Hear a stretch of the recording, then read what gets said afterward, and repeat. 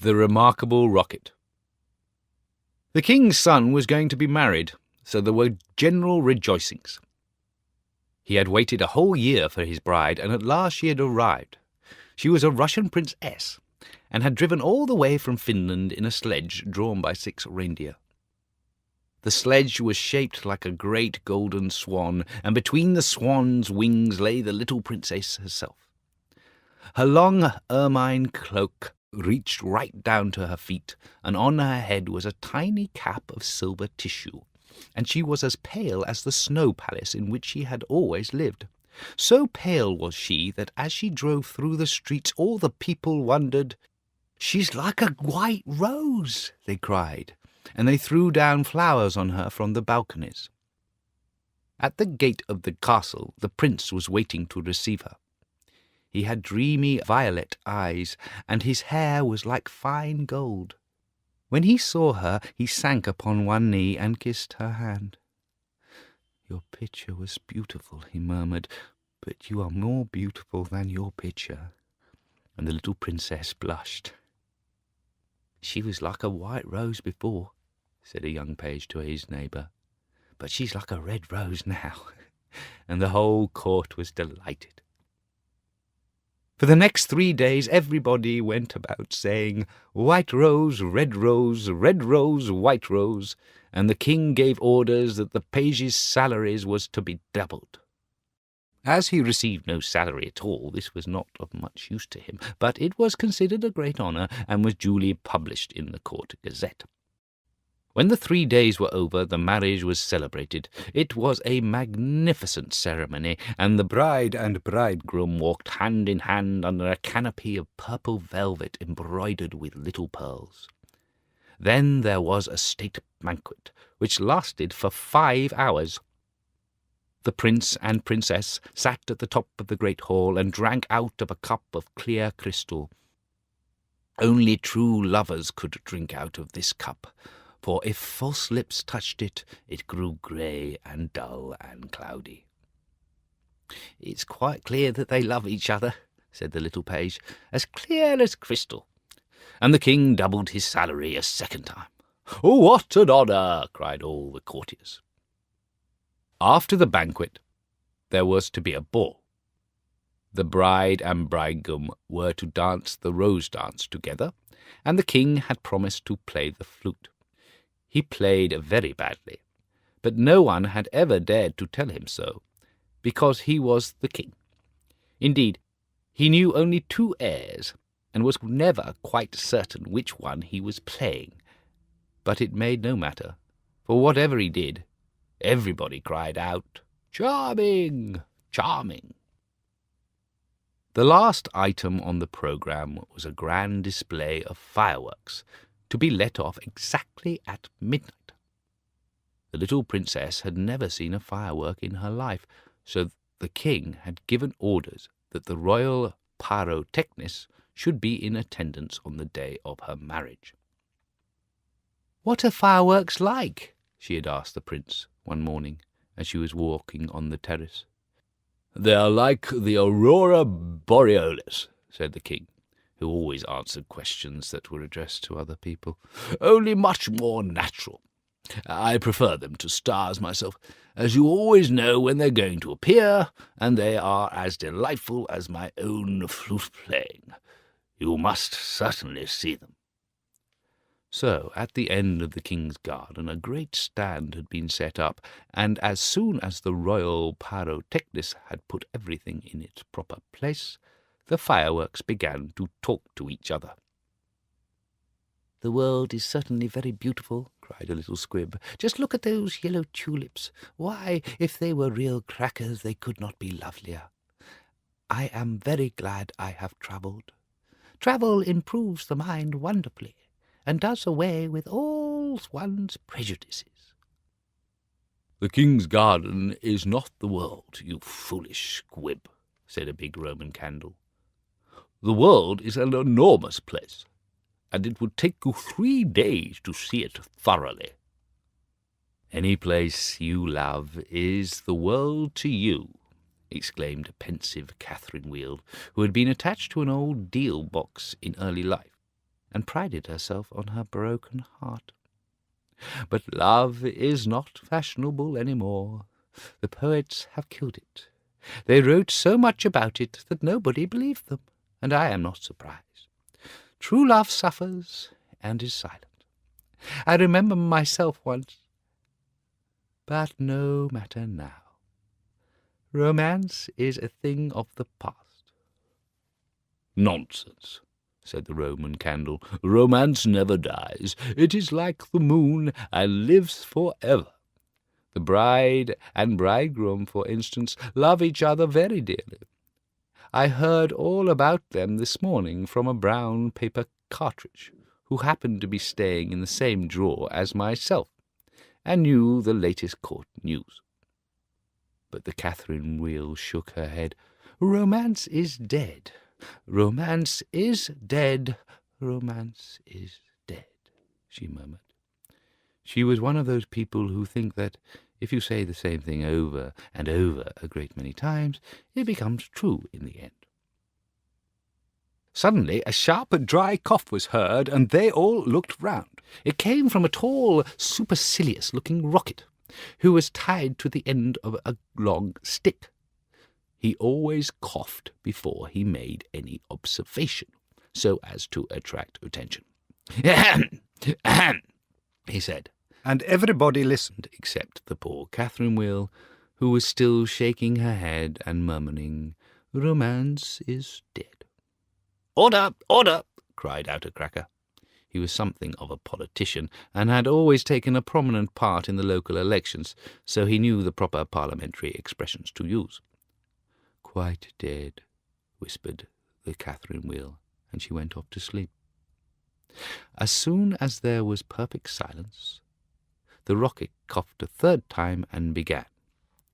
He spoke with a very slow, distinct voice, as if he was dictating his memoirs, and always looked over the shoulder of the person to whom he was talking. In fact, he had a most distinguished manner. "How fortunate it is for the king's son," he remarked, "that he is to be married on the very day on which I am to be let off. Really, if it had been arranged beforehand, it could not have turned out better for him. But princes are always lucky." "Dear me," said the little squib, "I thought it was quite the other way, and that we were to be let off in the prince's honour." "It may be so with you," he answered. "Indeed, I have no doubt that it is, but with me it is different. I am a very remarkable rocket, and come of remarkable parents. My mother was the most celebrated Catherine Wheel of her day, and was renowned for her graceful dancing. When she made her great public appearance, she spun round 19 times before she went out, and each time she did so she threw into the air 7 pink stars. She was 3 feet and a half in diameter, and made of the very best gunpowder. My father was a rocket like myself, and of a French extraction. He flew so high that the people were afraid that he would never come down again.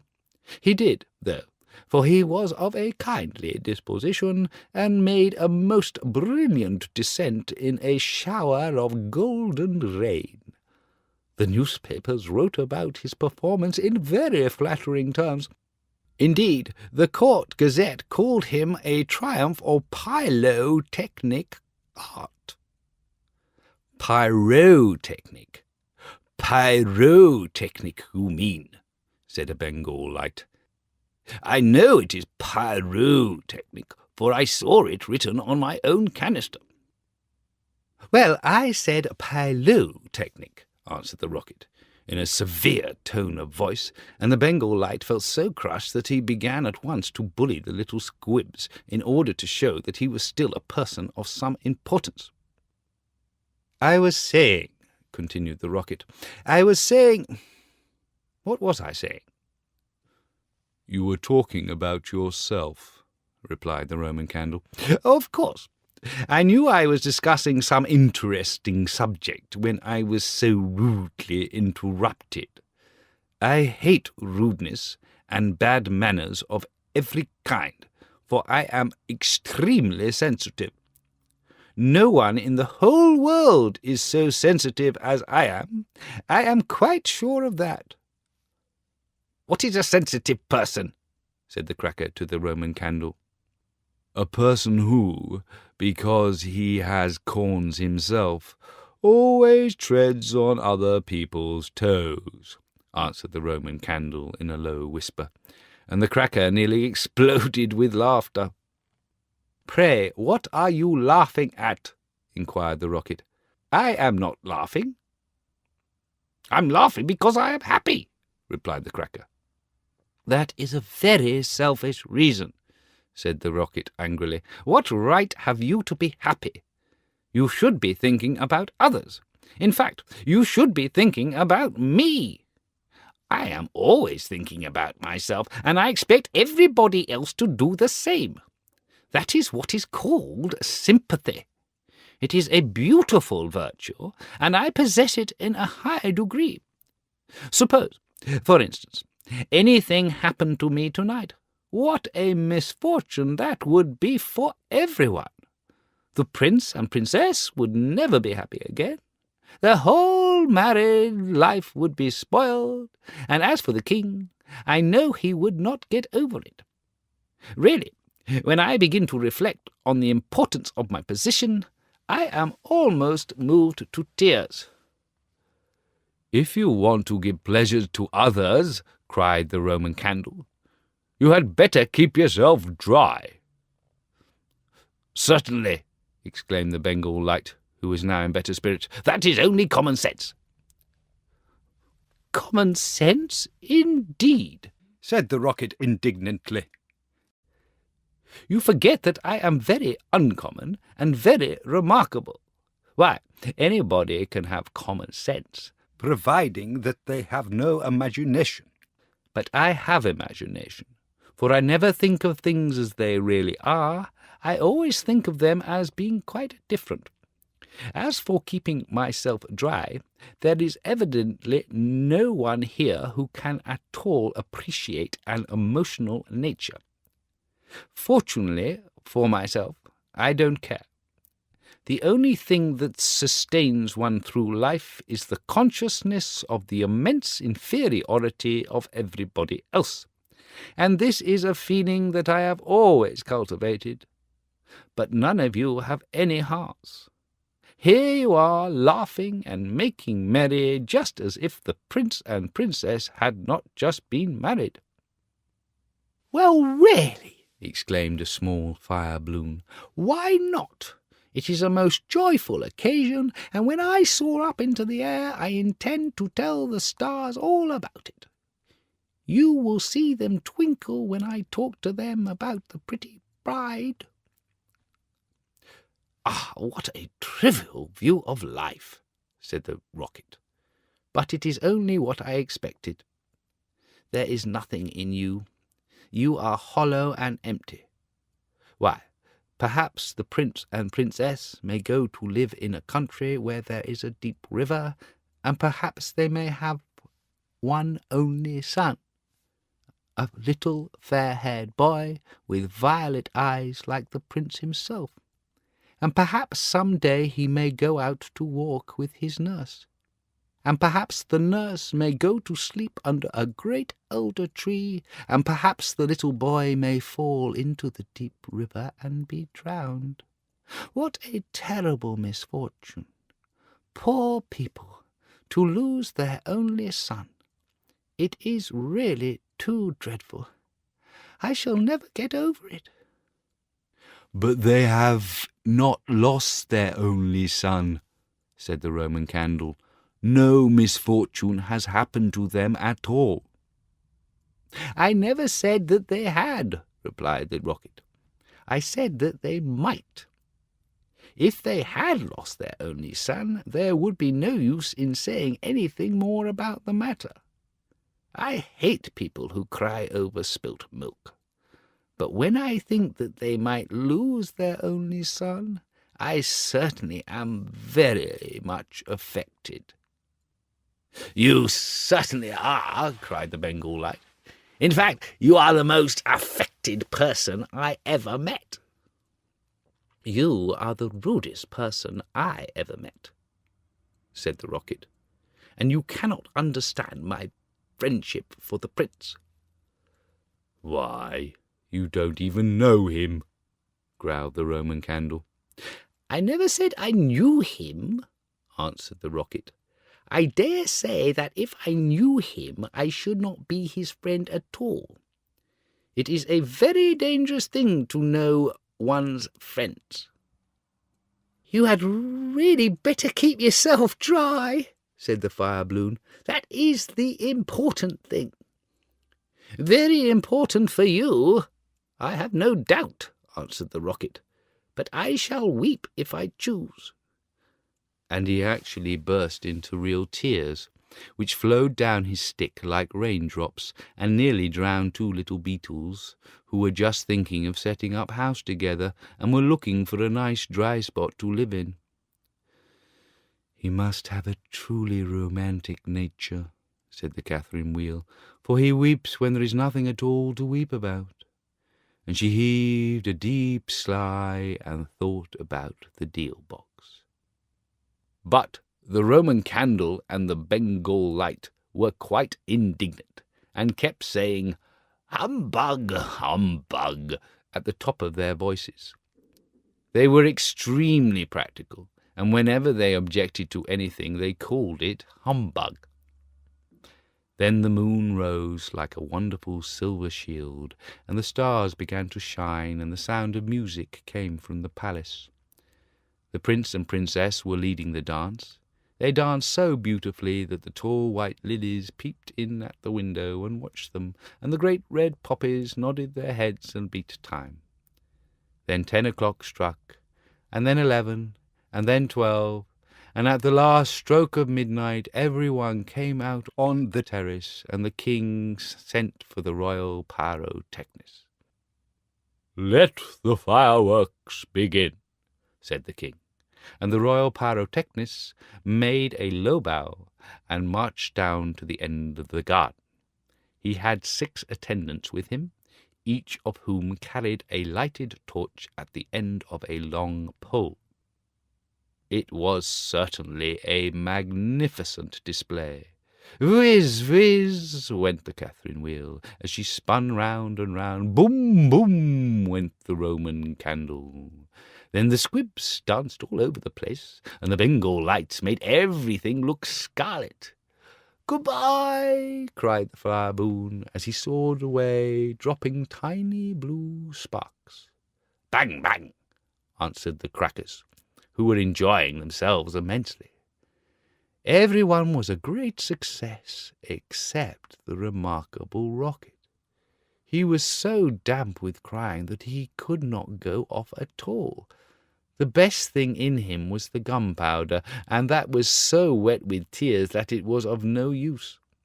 All his poor relations, to whom he would never speak, except with a sneer, shot up into the sky like wonderful golden flowers with blossoms of fire. "Huzzah! Huzzah!" cried the court, and the little princess laughed with pleasure.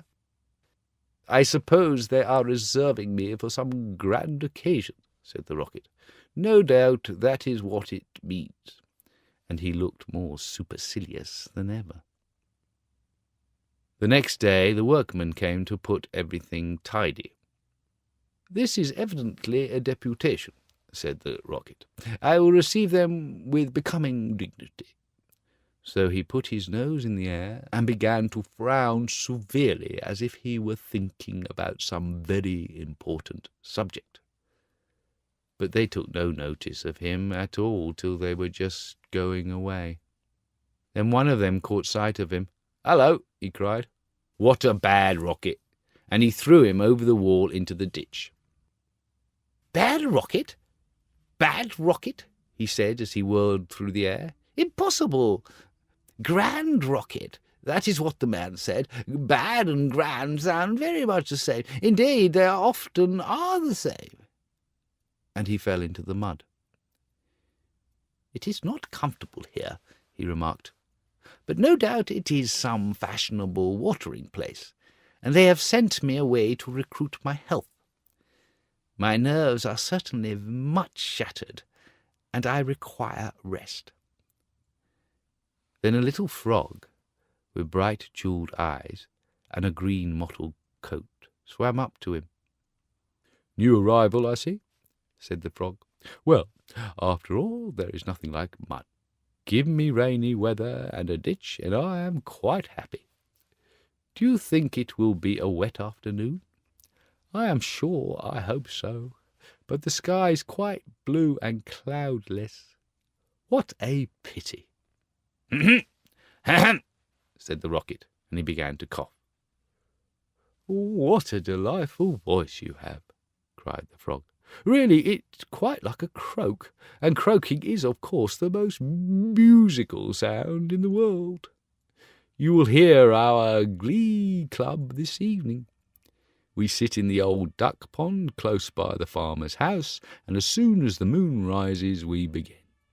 It is so entrancing that everybody lies awake to listen to us. In fact, it was only yesterday that I heard the farmer's wife say to her mother that she could not get a wink of sleep at night on account of us. It is most gratifying to find oneself so popular." "Ahem," said the rocket angrily. He was very much annoyed that he could not get a word in. "Oh, a delightful voice, certainly," continued the frog. "I hope you will come over to the duck pond. I am off to look for my daughters. I have 6 beautiful daughters, and am so afraid the pike may meet them. He is a perfect monster, and would have no hesitation in breakfasting off them. Well, good-bye. I have enjoyed our conversation very much, I assure you." "Conversation, indeed," said the rocket. "You have talked the whole time yourself. That is not conversation." "Somebody must listen," answered the frog, "and I like to do all the talking myself. It saves time and prevents arguments." "But I like arguments," said the rocket. "I hope not," said the frog complacently. "Arguments are extremely vulgar, for everybody in good society holds exactly the same opinions. Good-bye a second time. I see my daughters in the distance." And the little frog swam away. "You are a very irritating person," said the rocket, "and very ill-bred. I hate people who talk about themselves as you do, when one wants to talk about oneself as I do. It is what I call selfishness, and selfishness is a most detestable thing, especially to anyone of my temperament, for I am well known for my sympathetic nature. In fact, you should take example by me. You could not possibly have a better model. Now that you have the chance, you had better avail yourself of it, for I am going back to court almost immediately. I am a great favourite at court. In fact, the prince and princess were married yesterday in my honour. Of course, you know nothing of these matters, for you are a provincial." "It's no good talking to him," said the dragonfly, who was sitting on the top of a large brown bulrush. "No good at all, for he has gone away." "Well, that is his loss, not mine," answered the rocket. "I am not going to stop talking to him merely because he pays no attention. I like hearing myself talk. It is one of my greatest pleasures. I often have long conversations all by myself, and am so clever that sometimes I don't understand a single word of what I am saying." "Then you should certainly lecture on philosophy," said the dragonfly, and he spread a pair of lovely gauze wings and soared away into the sky. "How very silly of him not to stay here," said the rocket. "I am sure that he has not often got such a chance of improving his mind. However, I don't care a bit. Genius like mine is sure to be appreciated some day," and he sank down a little deeper into the mud. After some time, a large white duck swam up to him. She had yellow legs and webbed feet, and was considered a great beauty on account of her waddle. "Quack, quack, quack," she said. "What a curious shape you are! May I ask, were you born like that, or is it the result of an accident?" "It's quite evident that you have always lived in the country," answered the Rocket. "Otherwise you would know who I am. However, I excuse your ignorance. It would be unfair to expect other people to be as remarkable as oneself. You will no doubt be surprised to hear that I can fly up into the sky and come down in a shower of golden rain."